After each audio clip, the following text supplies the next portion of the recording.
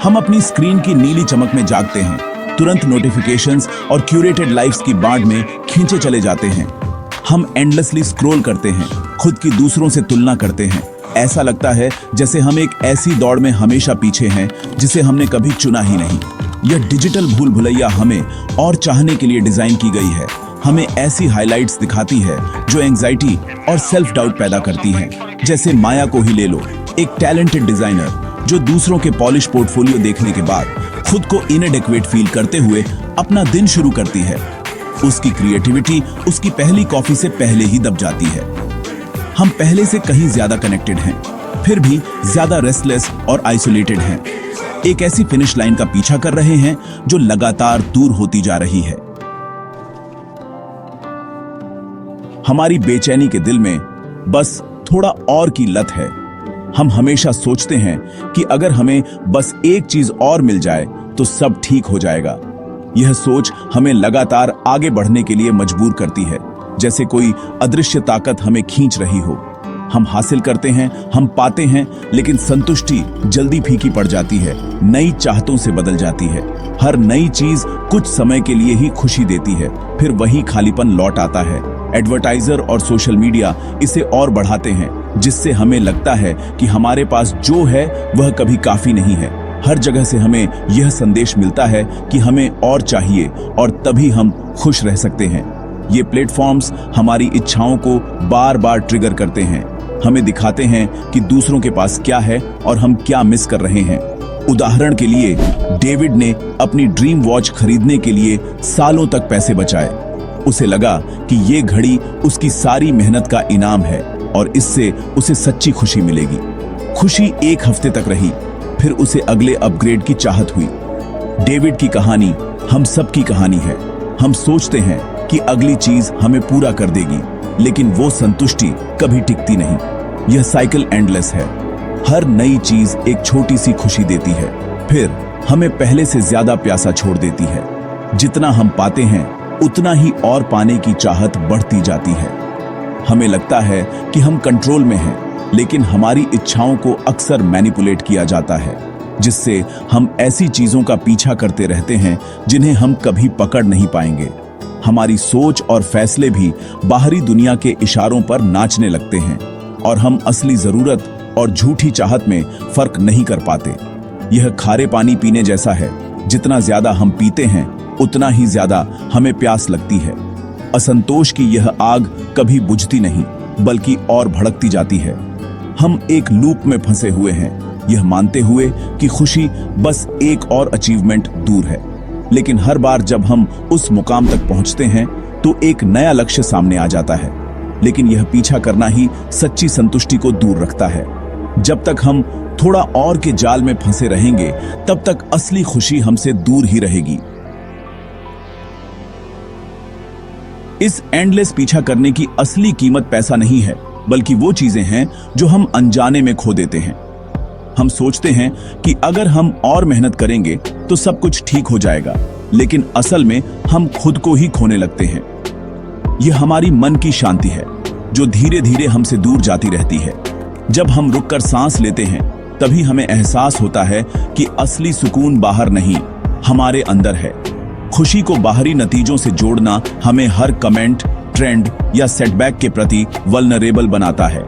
हर बार जब हम दूसरों की राय या सोशल मीडिया पर अपनी वैल्यू ढूंढते हैं, तो हम अपनी खुद की खुशी को उनके हाथों में सौंप देते हैं। लगातार कोशिश करने से स्ट्रेस, बर्नआउट और एंग्जाइटी की एक कांस्टेंट हमिंग होती है। यह थकान सिर्फ शरीर की नहीं, बल्कि दिमाग और आत्मा की भी होती है, जो हमें धीरे धीरे खोखला कर देती है। सारा, एक वकील, ने प्रमोशन के लिए सब कुछ कुर्बान कर दिया, लेकिन दूसरी तरफ उसे ज्यादा प्रेशर और कम खुशी मिली। उसकी कहानी उन लाखों लोगों जैसी है जो अपनी पहचान और संतुलन खो बैठते हैं। हम प्रेजेंट मोमेंट को मिस कर देते हैं, हमेशा अगले गोल पर फोकस करते हैं, कभी भी पूरी तरह से यहां नहीं होते। हमारी सोच हमेशा आगे भागती रहती है और हम आज की खुशियों को अनदेखा कर देते हैं। यहां तक कि अपने प्रियजनों के साथ डिनर पर भी हमारा दिमाग कहीं और होता है, प्लानिंग कर रहा होता है या चिंता कर रहा होता है। हम साथ होते हुए भी सच में साथ नहीं होते। हम अपनी हेल्थ और प्रेजेंस को खोखली जीत के लिए ट्रेड करते हैं। ये छोटी छोटी कुर्बानियां मिलकर एक बड़ी कीमत बन जाती हैं, जो हमें देर से समझ आती है। ट्रेजेडी यह नहीं है कि हम जो चाहते हैं उसे पाने में फेल हो जाते हैं। यह देर से महसूस करना है कि हमने रास्ते में क्या खो दिया। असली नुकसान वो है जब हम खुद को, अपने रिश्तों को और अपनी शांति को पीछे छोड़ देते हैं। कल्पना कीजिए कि आप एंडलेस डिजायर की तेज ट्रेन से उतर गए, बस एक पल के लिए। पहले तो आपको एंजाइटी महसूस हो सकती है, जैसे आप पीछे छूट रहे हैं, लेकिन शांति में दुनिया फोकस में आ जाती है। आप डिटेल्स नोटिस करते हैं, सूरज को महसूस करते हैं, पक्षियों को सुनते हैं। रुकना गिव अप करना नहीं है, यह चुनने की अपनी शक्ति को वापस पाना है। आप सवाल पूछने के लिए जगह बनाते हैं, क्या यह डिजायर सचमुच मेरी है या इसे प्लांट किया गया था? उदाहरण के लिए, जब नए हेडफोन के विज्ञापन से टेम्प्टेड हों तो रुकें और पूछें कि क्या आपको सचमुच उनकी जरूरत है या बस कुछ नया पाने का रोमांच चाहिए।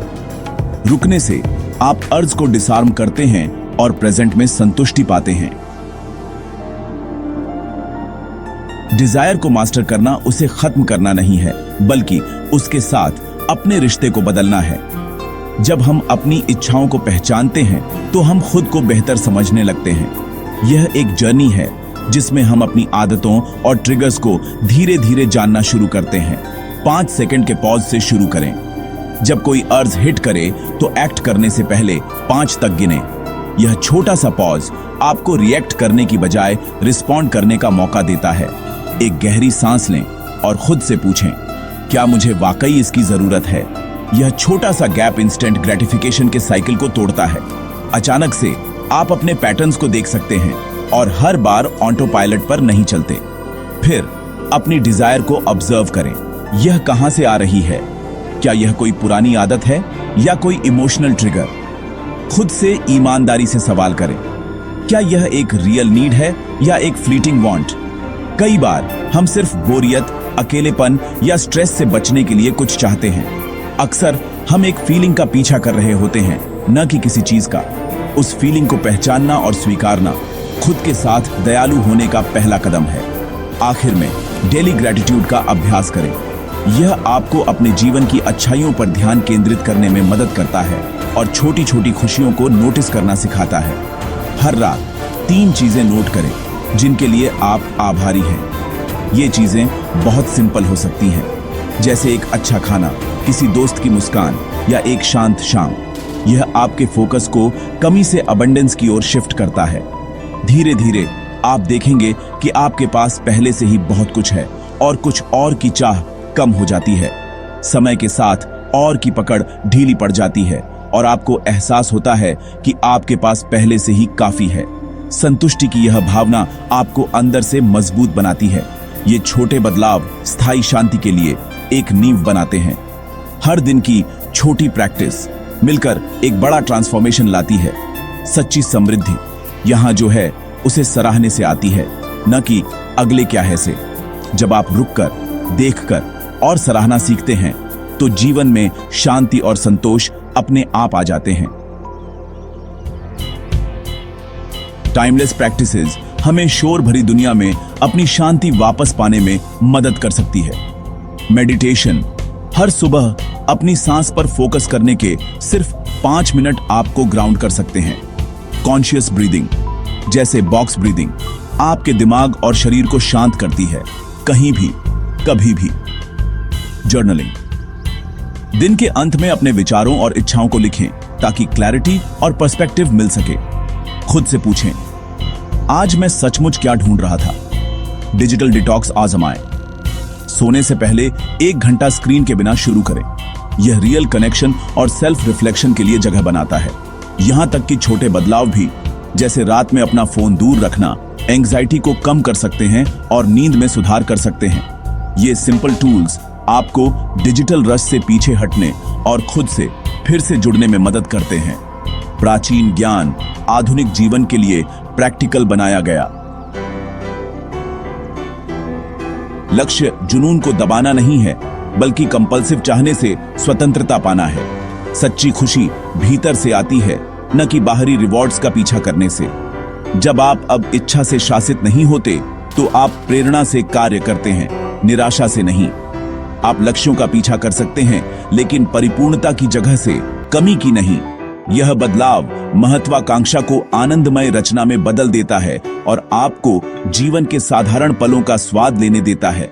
दुनिया वैसी ही रहती है, लेकिन आपकी धारणा बदल जाती है। आप प्रचुरता देखते हैं, कमी नहीं। यह परम स्वतंत्रता है, शांति में रहना, चाहे आपके आसपास कुछ भी हो रहा हो। विचार शक्तिशाली होते हैं, लेकिन असली बदलाव एक्शन से आता है। 3 दिवसीय डिजिटल डिटॉक्स आजमाएं। 72 घंटों के लिए सभी गैर जरूरी स्क्रीन टाइम को खत्म करें। कोई सोशल मीडिया नहीं, कोई माइंडलेस ब्राउजिंग नहीं, बस जरूरी कॉल या काम।